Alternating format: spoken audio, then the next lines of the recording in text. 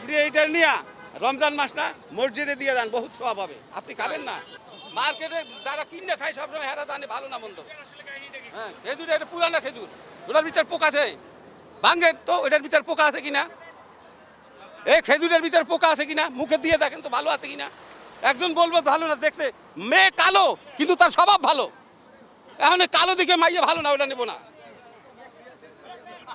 খেজুরটা ভালো খেজুর বললেই হবে নাকি? একজনের 10 জনের ভিতরে একজন। মার্কেটে যাই দেখেন যে কিভাবে সাজানো আছে, এর চেয়ে খারাপ দেখতে নিকৃষ্ট। এই খেজুরটা আপনি ভাঙবেন, যদি এদের ভিতরে পোকা পাওয়া যায় মুখে দিলে বিশ্বাস লাগে, তাহলে ওটা খারাপ। ওটা খাইতে সরকার পর্যন্ত নিষেধ করছে। সে বলছে একটা খেজুর খাওয়ার সময় আগে ওটা ভালো করে পরিষ্কার করে নেবেন, তারপরে সাথে খাবেন। কেন ওটার ভিতরে মেডিসিন দেওয়া হয় যাতে করে খেজুরটা নষ্ট না হয়। এগুলো সৌদি সরকার পর্যন্ত প্রজ্ঞাপন জারি করে দিয়ে পেপারে।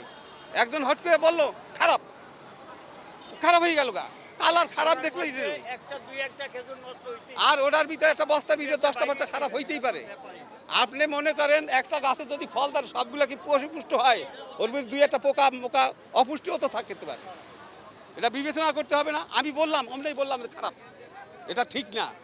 কেন বাংলাদেশে অনেক পণ্য আছে ভালো পণ্য, কিন্তু কালারে 19-20 হইতে পারে। এই জন্য আমি সন্দেহ প্রমাণ আমি বলবো যে এটা খারাপ, আর 10 জনের রিজিক আমি নষ্ট করে দেবো নাকি? এ ধরনের বহুত লোক আছে। যা হোক খেজুর ভালো, আপনি খাইয়ে দেখেন। আমি একটা আমি প্রতিনিয়ত খেজুর খাই। আমার ডাক্তার বলছে, ওই যে পুষ্টিবিদ আছে না, সে বলছে যে সকালবেলা একটা খেজুর খাবেন, আবার সন্ধ্যার পরে ঘুমানোর আগে একটা খেজুর খাবেন। তার শরীরের জন্য পটাশিয়ামের বড় উপকার। বুঝছেন? এখন সেটা তো আর ওনার সম্ভব না, ওখান থেকে করে নেন। আপনি শোনেন ভাই, আপনার আমি ভাই হিসাবে বলি, মানুষ আমারও ভিতরে সন্দেহ থাকতে পারে। যে জিনিস আমার চোখে ভালো লাগবে না সেটা তো আমার মনে খাবে না। আপনার মনে যদি একটা সন্দেহ থাকে, আপনি চোখে যদি আপনি সেটা দিবেন না। হ্যাঁ, বুঝছেন? আমি আমার দিচ্ছেন না, আমি ডবল নেবো কেন? আপনি এইটারে নিয়ে, আমি বলি আপনি এইটারে নিয়ে রমজান মাস না মসজিদে দিয়ে দেন, বহুত সওয়াব হবে। আপনি খাবেন না?